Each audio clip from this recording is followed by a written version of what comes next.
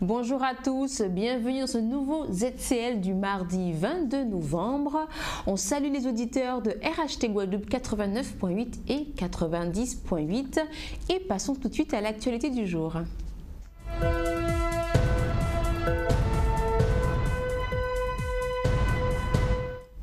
Dans le cadre du 60e congrès des légumes de France qui se tient actuellement en Guadeloupe, la mairie de la ville de Petit-Canal procède donc à la pose de la première pierre de la maison de l'agriculture. C'était ce samedi au parking du stade municipal. Et dans le cadre de la journée mondiale de lutte contre le diabète, la ville des Abîmes a organisé une journée parrainée par Ronnie Théophile samedi dernier au complexe sportif Patrick et Joseph Cellini de Waripo. Et enfin, la LRGBB a organisé la finale du tournoi 3-3 le dimanche 20 novembre, un mini-championnat pour les jeunes filles et garçons nés entre 1999, 2000 et 2001, une manifestation qui assure la promotion du basket sous une autre forme. Et sans plus tarder, passons tout de suite à cette conférence, puisque vous savez, il y a un conflit qui perdure à la sécurité sociale. Nous avons entendu hier le directeur général, M. Yakou. Nous sommes partis à la rencontre donc des syndicalistes de l'UGTG afin d'entendre leurs revendications. On fait le point avec Maxime Morel. Mobilisé depuis plus d'un mois et demi, d'abord pour enlever un dossier à condition de travail qu'a posé à Providence 1, où là des collègues commencent à tomber malades parce que il y a des problèmes de santé au niveau du poumon, crise d'allergie, démangeaisons, toute une série de problèmes. Et jusqu'à aujourd'hui, nous pouvons trouver résolution au problème. Nous, experts venus, nous avons mis devant un problème de moisissure et de champignons justement qui est au système de climatisation. Là, nous demandons la direction justement, puisque c'est vous qui avez dit ça, donc là, il faut procéder à nettoyer, faire un curage à tout ce système-là. J'y il a fait concierge, il peut parer à faire ces travaux-là, de manière à éliminer les dangers-là. Avant ces collègues-là, ils reprennent le travail. Mais en laissant venir ajouter un certain nombre de problèmes. Et c'est pour ça que nous faisons un préavis de grève. Elles vont carrer de revendications en 12 points, dont notamment les conditions de travail pour les agents de Providence 1. Mais à ça, ni problème aussi à tout applicatif, tout travail en nous, toute activité en nous qui faut qu'en France. Okay? Ni aussi problème nous commander justement que nous signions un accord pour éliminer toute situation de souffrance et de harcèlement à la caisse qui depuis quelques temps commence à amplifier en disant là. À 10 heures, nous avons contre direction là, mais compte tenu de ça que j'ai dit devant, bon, nous ne pouvons pas juger des haïens. Nous avons nous et puis voilà quoi. Nous avons apprécié après. Et je vous le disais en titre, dans le cadre du 60e congrès des légumes de France qui se tient actuellement en Guadeloupe, le maire de la ville de Petit-Canal a procédé à la pose de la première pierre de la maison de l'agriculture. C'était samedi dernier, donc sur le parking du stade municipal. L'édification de cet établissement dédié aux agriculteurs marque une véritable volonté politique forte de maintenir et de renforcer la filière agricole essentielle au développement économique de l'archipel. Un reportage de Olivier Moradel. Il était prévu la construction de la maison de l'agriculteur. Donc aujourd'hui, 2 ans et demi après mon élection, je pose la première pierre de cette maison de l'agriculteur qui a pour ambition et pour vocation d'accompagner le secteur agricole, le monde agricole, les agriculteurs. Et cette maison a véritablement pour objectif de permettre aux agriculteurs d'améliorer leur pouvoir d'achat et de proposer des produits de qualité à la population et aux éventuels clients dans l'avenir. Nous utilisons tous les outils nécessaires pour permettre un développement je dirais, économique sur le Nord-Grande-Terre. Et c'est en travaillant en cohésion que nous allons pouvoir y arriver, en ayant l'accompagnement de différents acteurs, le conseil régional, le conseil départemental, la communauté d'agglomération du Nord-Grande-Terre, les autres communes de la région, parce qu'il faut savoir que nous sommes solidaires dans l'effort qui est réalisé pour vaincre, je dirais, ce fléau que le chômage, et particulièrement le chômage des jeunes. Donc évidemment, en mettant en place et en construisant cette maison de l'agriculture, nous offrons des opportunités supplémentaires pour que les exploitations soient améliorées, que la production soit augmentée. Donc systématiquement, cela va amener de l'embauche, que ce soit au niveau des exploitations et éventuellement aussi dans le fonctionnement de la maison de l'agriculteur. Ça a été pour moi une très belle chose que le président de la commission agricole, M. Moronal, au niveau du départemental, ainsi aussi le maire de Petit Canal, pour pouvoir promouvoir cette première pierre, pour pouvoir aboutir à inciter à nos agriculteurs du Nord Grande Terre pour pouvoir faire beaucoup de diversification, sachant que le Nord Grande Terre est quand même la région qui est propice à l'agriculture. Et il faut savoir, c'est toujours la canne qu'on fait. Et on pourra dire s'impliquer plus aujourd'hui dans la diversification pour qu'aujourd'hui que nos agriculteurs soient dignement, vivent de leurs chiffres au niveau de l'agriculture. Parlons santé maintenant. Dans le cadre de la journée mondiale de lutte contre le diabète, la ville des Abîmes a organisé une journée parrainée par Ronnie Théophile. C'était samedi dernier au complexe sportif Patrick et Joseph Céline de Boiripeau. Une journée axée autour du thème « Qu'un doit être mangé ». C'était l'occasion pour la population de bénéficier de dépistage et de conseils gratuits du docteur Fritzline Velayudom. Un reportage de Xavier Foucan. Les Abîmes est toujours présent sous les dossiers fondamentaux comme la sécurité, la jeunesse, nos personnes âgées, nos handicapés, l'hygiène et la salubrité publique et la santé. Donc c'est le thème aujourd'hui avec un partenariat avec Mme Fritzline, Dr Fritzline Velayudom, d'autres partenaires, l'ARS, etc. En matière de soins. Nous faisons une journée sur le diabète et l'hypertension aussi, puisque nous savons les deux sont liés. Donc pour faire des tests en direct, prendre la tension, prendre le sucre, le taux de sucre dans le sang et donner des conseils, distribuer des conseils sur support papier ou lors de débats et même faire un peu de sport à l'occasion. Donc une journée tout entière, ça se termine à 17h. Et les aînés, les handicapés, les jeunes aussi, il y a parfois des jeunes qui doivent prévenir l'obésité, facteur de diabète par exemple. Donc sont invités, ils sont très nombreux d'ailleurs, je m'en réjouis, à participer à cette manifestation. Cette manifestation est un succès puisque tout le monde est venu nombreux déjà se faire dépister, à la fois du diabète pour regarder son taux de sucre dans le sang, mais aussi pour l'hypertension artérielle.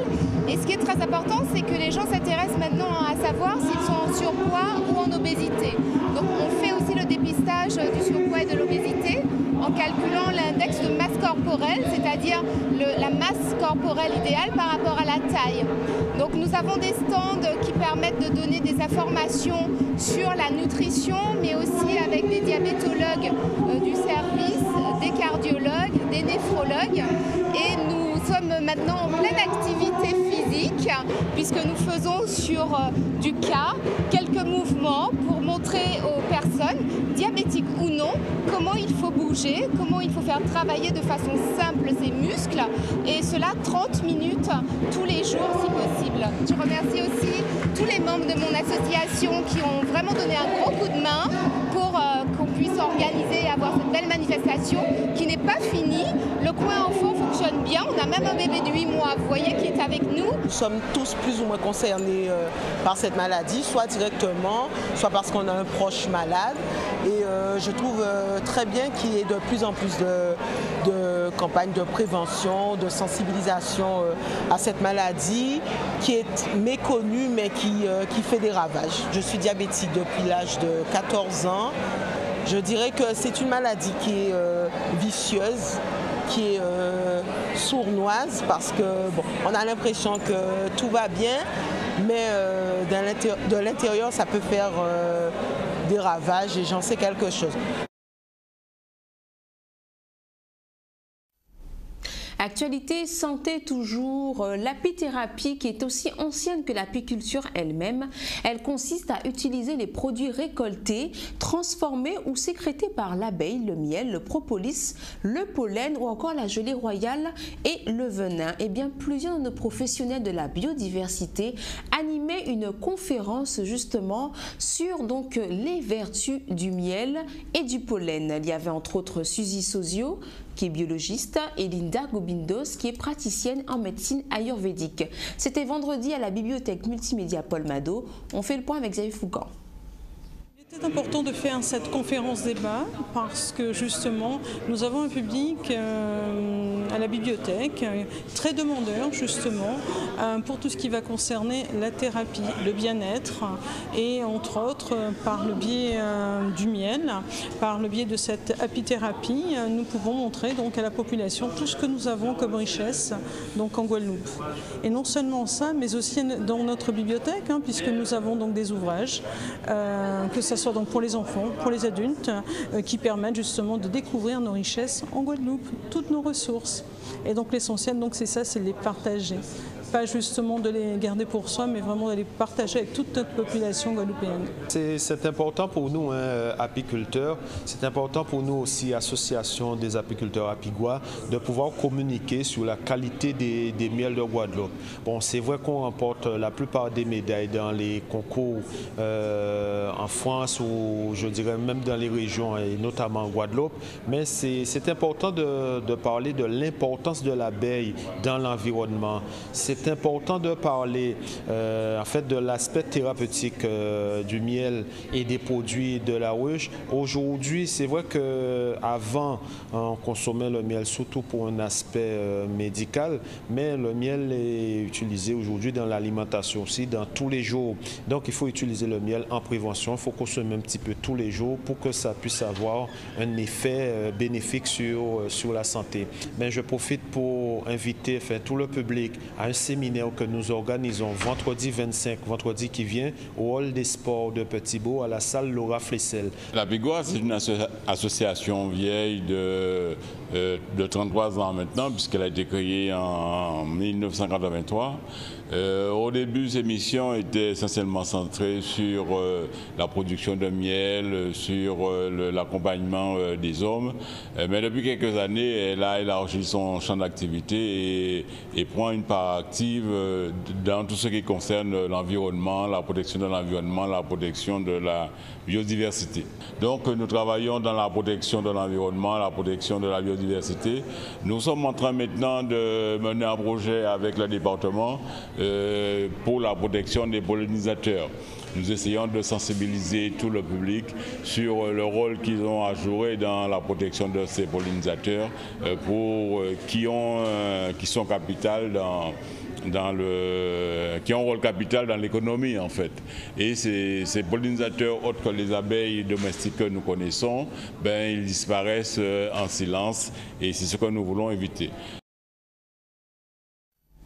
Connaissez-vous le Terra Silva? C'est un événement qui réunit les disciplines de l'art floral et autres arts associés. Eh bien, cet événement revient pour sa deuxième édition. Une deuxième édition sur le leitmotiv suivant, briser les barrières entre les disciplines.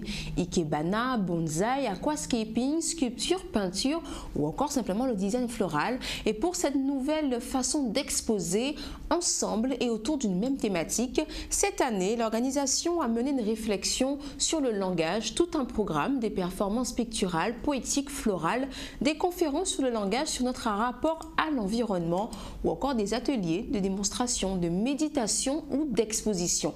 Il y avait vraiment de quoi faire et s'évader. C'était au lycée des métiers de l'hôtellerie et du tourisme au Gosier. Mais écoutons tout de suite Olivier Moradel au reportage. Terra Silva, c'est un événement autour de l'art floral. C'est-à-dire que l'art floral est la colonne vertébrale vraiment de cette manifestation, mais elle permet de lier beaucoup d'autres arts. Donc effectivement, le Terra Silva permet d'exposer autour de l'art floral d'autres artistes, comme de la peinture, de la sculpture, il y a des poètes, et dont il y a souvent même des lectures. Donc il y aura des lectures par exemple le samedi après-midi. Donc on essaye d'associer, de mélanger tous ces arts-là.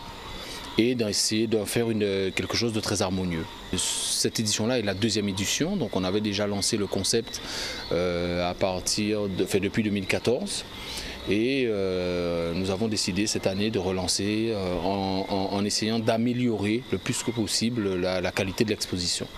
Le Terra Silva aujourd'hui c'est entre 19, oui je crois qu'on est 19, 20 exposants. L'an dernier j'ai commencé par la peinture avec Terra Silva. Cette année je me suis dirigée vers la sculpture, mais une sculpture un peu particulière parce qu'il s'agit de sculpture à base de bois et de dérivés du bois, c'est-à-dire de papier compressé et aussi de tissu. Dans mes sculptures, je recherche surtout un mouvement. Comme dans mes peintures, je recherche un mouvement qui serait particulier, propre à mon vécu, à mon entourage et à notre façon de vivre aussi. Alors avec Terra Silva, c'est une grande aventure parce que pour moi, c'est non seulement une association de personnes, mais c'est surtout des personnes qui partagent une même expérience dans différents types d'art. Et ce qu'on ne retrouve pas peut-être ailleurs. Et nous échangeons et nous grandissons en échangeant autour de l'art. Ça se rejoint parce que quand on dit art floral, on dit création. Donc la création, elle est là en plus, à travers les bonsaïs, à travers les kebanas, à travers le design floral, la mise en scène. Et en fait, ça se rejoint. Puisque bon, il faut quand même avoir un certain amour de ce qu'on fait pour pouvoir produire ça. Et donc, quand on monte là, on sent quand même quelque chose de différent, qu'on ne côtoie pas tous les jours. C'est la pierre qui me parle. Donc en fait, je vois des choses dans la pierre comme on peut voir des formes dans les nuages ou des choses comme ça. Et du coup, je me contente juste de faire ressortir ce que j'ai vu. Et ça s'exprime le plus souvent à travers des visages.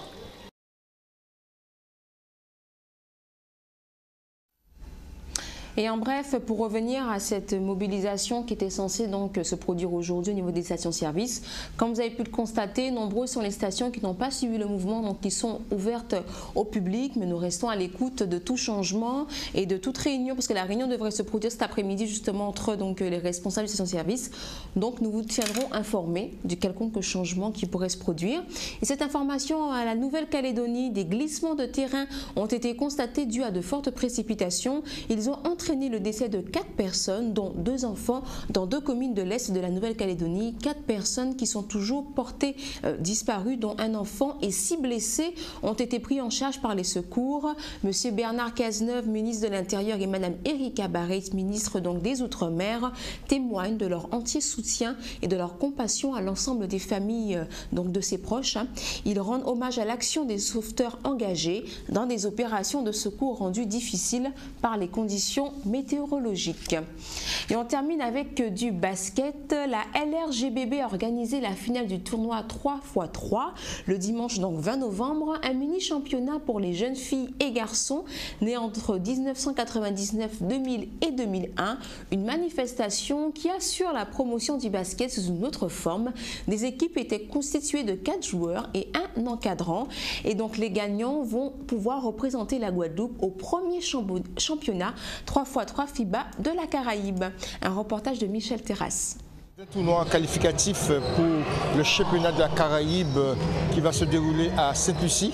C'est la FIBA Caraïbe qui nous a invités, où il y aura 16 équipes en masculin et 10 équipes en féminine qui vont représenter chaque pays. Il faut savoir que la Guadeloupe a été choisie comme la Martinique pour la zone Antilles-Guyane, pour la zone Antilles, et qui vont représenter les 2 pays.